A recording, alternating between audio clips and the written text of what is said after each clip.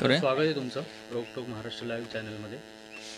काय सांगाल, आपण आज अरण्यवाड इकोस्टेमध्ये शिबिर घेतलं होतं पारंपरिक शेतकरी आणि कृषी पर्यटन व्यावसायिकांसाठी. काय रिस्पॉन्स आहे नक्की आणि काय उद्देश होता तुमचा हे करण्यामागे? आपल्याला असं लक्षात आलं की कोकणामधली शेती ही लोप पावत आहे आणि दरवर्षी जर बघितलं तर टक्क्यांनी शेती कमी होत आहे. लोक मोठ्या प्रमाणात शेती सोडून जात आहेत आणि ह्याची कारणमीमांसा ज्यावेळेला आम्ही करायला लागलो तर त्यावेळेला असं दिसलं की ह्या सगळ्याचं मूळ जे आहे ते जंगलामध्ये आहे आणि जंगलतोड कोकणामध्ये खूप मोठ्या प्रमाणात झाल्यामुळे आणि इनफॅक्ट ही सगळी जंगलतोड ही इंडस्ट्रीयल यूजसाठी म्हणजे इथून हा जो सगळा लाकूड जातो हा किटा म्हणून वरती जातो आणि बॉयलरसाठी वापरला जातो. टिंबर व्हॅल्यू म्हणून त्याची काही व्हॅल्यू नाही आहे आणि त्याच्यातून हे सगळे प्रॉब्लेम्स तयार झालेले आहेत. मोठ्या प्रमाणात जे प्राणी आहेत जंगलात राहणारे ते आता शेतीमध्ये घुसत आहेत. त्याच्यातून अनेक समस्या निर्माण होत आहेत आणि शेती ही तशी किफायतशीर राहिलेली नाही असं सगळ्यांचं म्हणणं असतं. मग ह्या प्रॉब्लेमला जर आपल्याला सॉल्व करायचं असेल आणि शेतकरी आणि शेती कोकणची ही जर वाचवायची असेल तर मग ह्या सगळ्यावरती बोलणं गरजेचं आहे आणि त्यातून आपण ही संकल्पना सुरू केली की कोकणचा राखणदार जो आहे तर तो मुळात तिथला शेतकरी आहे किंवा पारंपरिक पद्धतीने जगणारा मच्छीमार असेल किंवा पारंपरिक शेतकरी असेल तर तो आहे. तर तो जंगलावरती अवलंबून असलेली शेती, कारण जंगल टिकलं तर त्याच्यामध्ये खाली जे त्यांची शेती आहे इथल्या शेतकऱ्यांची त्याला उपयोगीचं पाणी मिळतं किंवा इतर अनेक इकॉलॉजिकल सर्व्हिसेस आहेत जंगलाचे, तर तो टिकून राहील आणि कोकणची संस्कृती टिकून राहील. तर त्यासाठी आम्ही हा विचार केला की असा एक कार्यक्रम घ्यावा की ज्याच्यामध्ये इथले जे इतर व्यवसाय आहेत किंवा व्यावसायिक आहेत तर यांच्यामध्ये आणि शेतकऱ्यांमध्ये एक शाश्वत नातं कसं तयार करता येऊ शकतं आणि इथल्या पारंपरिक शेतकऱ्यांना कसं आपण सपोर्ट करू शकतो कोणत्याही पद्धतीने. तर ही संकल्पना घेऊन आपण आजचा कार्यक्रम घेतला आहे आणि त्याला जर बघितलं तर चांगला रिस्पॉन्स आहे. शेतकरी मोठ्या प्रमाणात उत्साह दाखवत आहेत आणि आपला विचार आहे की अशा प्रकारचे कार्यक्रम हे पूर्ण कोकणभरात खास करून रत्नागिरी, सिंधुदुर्ग, रायगड जिल्ह्यामध्ये आपल्याला सलग घ्यायचेत आणि हे काम अशा पद्धतीने पुढे न्यायचं. धन्यवाद सर. काय सांगाल, आपण अरण्यवाड इकोस्टे इथे आला होतात पारंपरिक शेतकरी आणि कृषी पर्यटन व्यावसायिकांच्या शिबिरासाठी. प्रसाद गावडे सरांनी हे ऑर्गनाईज केलं होतं, त्यानंतर मल्हार सर होते. आपण शेतकऱ्यांसाठी काय केले आणि आपण जे मतं मांडली मगाशी त्याबद्दल आपण काय सांगाल? नमस्कार. कोकणातील शेती ही आदबट्ट्याची आणि शेतीमध्ये आता काही राम उरला नाही ही भावना 2-2.5 दशकांपूर्वी दृढगोचर झाली आणि कोकणातील शेतकरी हा आपला कुटुंब कबिल्यासह महानगराकडे धाव घेता झाला आणि कोकणातील शेती ही उजाड झाली, ओसाड पडली. हे चित्र बदलायचं असेल तर बोलून चालणार नाही, तर प्रत्यक्ष कृती करावी लागेल. हा विषय लक्षात घेऊन शेतीतील जे प्रमाद आहेत हे दूर करून शेतीमध्ये आम्ही पंचसूत्री आणली आणि त्यानुसार सहकारातून शेती, सामुदायिक शेती, महिलांकृत शेती, सेंद्रिय शेती आणि 5वा मुद्दा दलालमुक्त विक्री व्यवस्था, या पंचसूत्रीतून आम्ही गावातील महिलांचे शेतीगट बांधले आणि त्यायोगे शेती सुरू केली. या महिलांना आम्ही दिशांतर संस्थेच्या माध्यमातून बी बियाणे, सेंद्रिय खतं, अवजारं अशा स्वरूपाची सहकार्याची स्नेहार्थ हात पुढे केला आणि यातून एक चांगल्या स्वरूपाचं शेतीतला उद्योग हा पुढे आला. दर 3 ते 4 महिन्याच्या रब्बी हंगामामध्ये या कालावधीमध्ये 7 ते 8 लाख रुपयाची उलाढाल करणाऱ्या या महिला पंचायत समितीपासून राज्यपाल महोदयांपर्यंत सन्मान घेत्या झाल्या आणि शेतीमध्ये पद, पैसा आणि प्रतिष्ठा असल्याचे लक्षात आलं. आणि याचमुळे शेतीचे हे असे अन्नपूर्णाचे प्रकल्प आणि आम्ही विविध गावांमध्ये उभारले. या साऱ्या यशामध्ये वैयक्तिक स्तरावर देखील शेतकऱ्यांनी सहभाग दाखवला आणि आज 1000हून अधिक शेतकरी रब्बी हंगामातील शेतीतून चांगल्या स्वरूपाचा पैसा कमवत आहेत. कलिंगडसारखं पीक हे घेण्यासाठी पेन आणि पनवेलमधील शेतकरी हे कोकणामध्ये यायचे, पण आज हे चित्र पालटलं आहे. इथला स्थानिक स्तरावरचा शेतकरी या स्वरूपाचं उत्पादन घेतो आहे आणि शेतीसह शेतीपूरक व्यवसायाला देखील या ठिकाणी चालना मिळालेली आहे. हळद, काळी मिरी, याशिवाय कुक्कुटपालन, शेळीपालन अळंबी यासारख्या उद्योगातून देखील चांगल्या पद्धतीची अर्थसमृद्धी ही गावागावातून येते आहे, हे चित्र सुखावं आहे. आणि म्हणून या जोडीने आम्ही ग्रामोद्योग देखील सुरू केले आहेत, ज्यायोगे गावातल्या महिलांना पेपरवेट मशीन किंवा मसालेकांड मशीन या पद्धतीने जे उद्योग आम्ही सुरू करून दिलेले आहेत, त्यातून गावातल्या महिलांना गावातच उद्योग मिळतो आहे आणि पैसा देखील येतो आहे. हे सारं समृद्धीचं चित्र हे इतरही जणांसाठी आशादायक आहे आणि म्हणून कोकण बदलतो आहे एका सकारात्मक रीतीने. सर, फक्त कोकणचे शेतकरी नाही तर महाराष्ट्रातील प्रत्येक शेतकऱ्याला आज चिंता आहे की मी पिकवलेला माल मार्केटमध्ये गेला तर त्याला बाजारभाव मिळेल का नाही, किंवा मला हमी भाव मिळेल का नाही. तर आपण ही जी सुरुवात केली आहे कोकणापासून, आणि आज कोकणची संघटित शेती, सामूहिक शेतीला तुम्ही नवीन रूप दिलं आहे, तर इतर महाराष्ट्रातील शेतकऱ्यांसाठी आपण काय मेसेज देऊ इच्छिता? नक्की, खूप चांगला प्रश्न तुम्ही विचारलात की आपण विदर्भात म्हणतो की कापूस आज पिकवला जातो, पण कापूस पिकवणारे शेतकरी हे आपल्या पोटासाठी, आपल्या कुटुंबासाठी अन्न पिकवतात का? आणि म्हणून सर्वप्रथम शेतकरी म्हटला की त्यांनी स्वतःच्या कुटुंबाकरता तरी किमान अन्न पिकवायला हवं, या स्वरूपाची आमची धारणा आहे. आणि म्हणून खरीप हंगामामध्ये जो शेतकरी स्वतःच्या कुटुंबासाठी भात, नाचणी, वरी यासारखे अन्नपदार्थ जे किंवा आपण धान्य म्हणू हे पिकवतो आहे, आणि रब्बी हंगामामध्ये कडधान्य, पालेभाज्या आणि इतर काही फळफळावळ.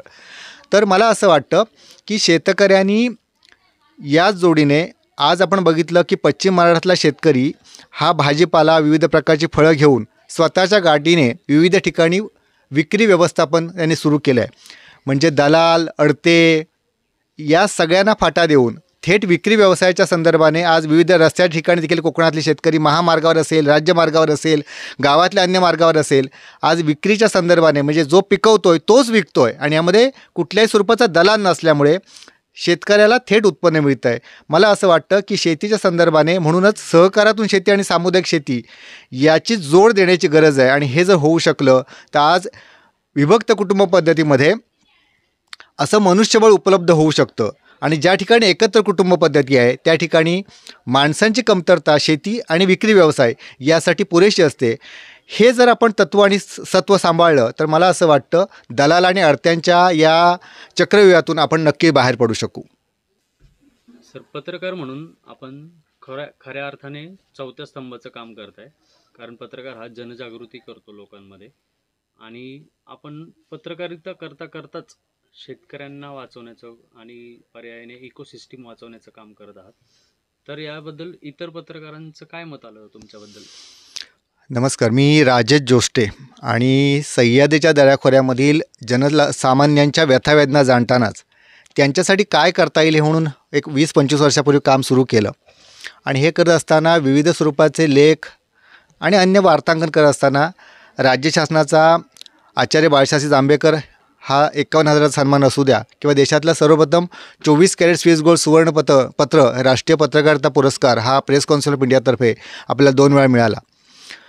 पत्रकारिता करत असताना केवळ लोकांच्या व्यथावेदना जाणणं, जनजागृती करणं हे काम करणं आहेच, पण याचबरोबर प्रत्यक्ष कृतीयुक्त काम करावं. आणि म्हणून दिशांतर संस्थेच्या स्थापनेचा संस्थापक अध्यक्ष म्हणून आपण हे काम सुरू केलं. आणि गेल्या 1.5 दशकांमध्ये आज विविध क्षेत्रामध्ये विद्यार्थ्यांसाठी स्कॉलरशिप, शैक्षणिक साहित्य, वाड्या वस्त्यांवरच्या विकासासंदर्भाने, तिथल्या लोकांच्या जीवनमानामध्ये बदल घडवण्याच्या संदर्भाने, पाण्यासंदर्भाने, जंगलासंदर्भाने, शेतीसंदर्भाने अशा विविध स्तरावर काम करण्याची एक संधी या निमित्ताने मिळाली. आणि माझ्या सर्व पत्रकार बांधवांनी, समाजातल्या विविध क्षेत्रातील व्यक्तींनी या सगळ्याचं कौतुक केलं आणि सहाय्य देखील केलं. धन्यवाद सर.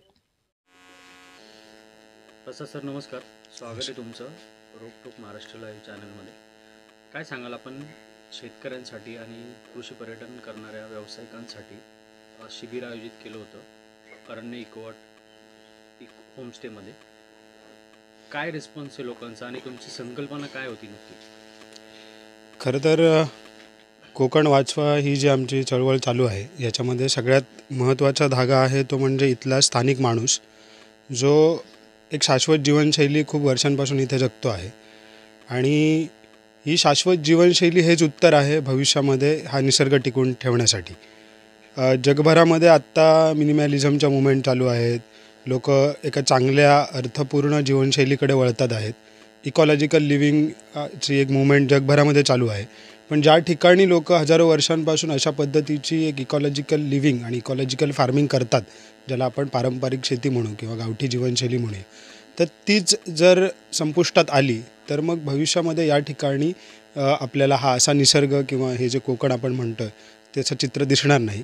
तर त्यासाठीच आत्ता आपण जे कोकणामध्ये पारंपरिक शेतकरी आहेत, जे व्यावसायिक शेतीच्या पलीकडे थोडंफार जंगल ज्यांनी ठेवलेलं आहे, जे या ठिकाणी भातशेती करतात किंवा कुळीत करतात, नाचणी करतात आणि त्यांना हवी असलेली पोटासाठी सुद्धा शेती करतात, तर अशा शेतकऱ्यांना कुठेतरी कनेक्ट करण्याचा प्रयत्न करतो आहे, जे जलजंगल जमीन वाचवतात आणि जे निसर्गामधला राखणदार जे त्यांना दिसतो आहे.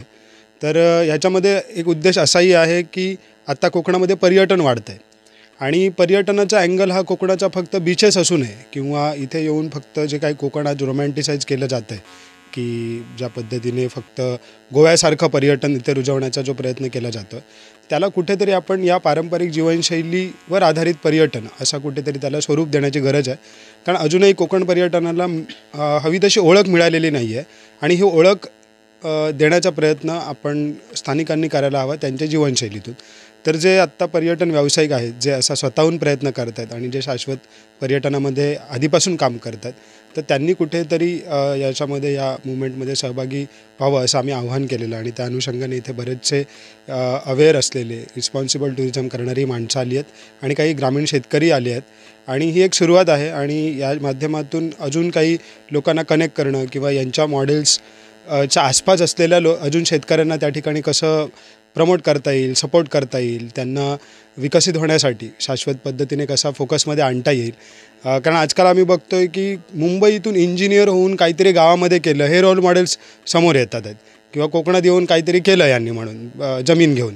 पण ज्यांची ऑलरेडी जमीन आहे, जे ऑलरेडी असं गावठी जीवन जगतात आहेत, तर ते का नाही समोर येतात? तर ते समोर यायला पाहिजे आणि ते लोकांना त्या तिथल्या जीवनशैलीतल्या त्या जगणाऱ्या लोकांना कुठेतरी जर सपोर्ट मिळाला आणि त्यातून जर त्यांना ह्या जगण्यातला जर काहीतरी एक आर्थिक स्वरूपाचं जर पाठबळ मिळालं, तर पुढे जाऊन हीच माणसं या ठिकाणी हे गाव राखू शकतात, जंगल राखू शकतात आणि एक चांगलं मॉडेल या मेळाव्याच्या माध्यमातून उभं राहू शकतं. हा मेसेज आपला फक्त कोकणातील शेतकऱ्यांसाठी आहे का ओव्हरऑल महाराष्ट्रातील शेतकऱ्यांसाठी आपण एक मेसेज देणार आहोत? खरं तर हा अख्ख्या जगासाठीच म्हणायला हवा. पण जगात भारत हा असा देश आहे ज्याला निदान एक इकॉलॉजिकल लिव्हिंग आहे, म्हणजे एक संस्कृती आहे. बाकीच्या जगातही होती ते, पण ती बऱ्यापैकी जगभरामधून संपुष्टात येत चाललेली आहे. कारण तिकडे आधी प्रगतीचे, ज्याला आपण भांडवलशाही प्रेरित प्रगती म्हणतो, ती आधीच झालेली होती. आत्ता कोकणावरती का फोकस ठेवतो आहे? कारण महाराष्ट्रातला कोकणाचा एक खूप मोठा म्हणजे निसर्ग आणि संस्कृती ह्याच्या बाबतीत महाराष्ट्राला कोकण ही एक मोठी भूमी लाभलेली आहे. तर तसा बघायला गेला तर महाराष्ट्राचाच म्हणूया आपण, पण कोकणचा. कारण कोकण वाचलं तर महाराष्ट्र वाचेल. कारण महाराष्ट्राला जो पाऊस मिळतो आणि महाराष्ट्राचे जे मासे मिळतात ते कोकणातून मिळतात आणि महाराष्ट्राच्या पर्यटनाचा आणि शाश्वत विकासाचा जर तुम्ही आधार म्हणालात, भविष्यात जर पर्यावरणपूरक विकास जर महाराष्ट्राला अपेक्षित असेल तर कोकणावरती महाराष्ट्राला फोकस करण्याची गरज आहे. सह्याद्रीचं पाणी अख्ख्या महाराष्ट्राला मिळतं, ते फक्त कोकणापुरती मर्यादित नाही. आणि हे जे आमचे 2 जिल्हे आहेत, रत्नागिरी, सिंधुदुर्ग, म्हणजे खास करून कोकणातल्या 5 जिल्ह्यांपैकी हे जे 2 जिल्हे आहेत, हे 2 जिल्हे अधिक जास्त फोकसमध्ये आणणं गरजेचं आहे. कारण ह्या जिल्ह्यांकडे अजूनही थोडंफार प्रमाणात का असेना पण पारंपरिक जीवन टिकून आहे. म्हणजे अजूनही रत्नागिरी, सिंधुदुर्गात देवराया आहेत. आत्ताच रिपोर्ट झाला, देवरायांमध्ये रत्नागिरी, सिंधुदुर्ग महाराष्ट्रात सगळ्यात जास्त देवरायाची नोंदणी झालेली आहे. आणि अजूनही इथे मातीची घरं आहेत, अजूनही लोक पारंपरिक शेती करतात आहेत. संपूर्णपणे कमर्शियलायझेशन कोकणाचं झालेलं नाही आहे. त्यामुळे ह्या जीवनशैलीला फोकस ठेवायला पाहिजे आणि म्हणून कोकण अशी आमची सुरुवात आहे.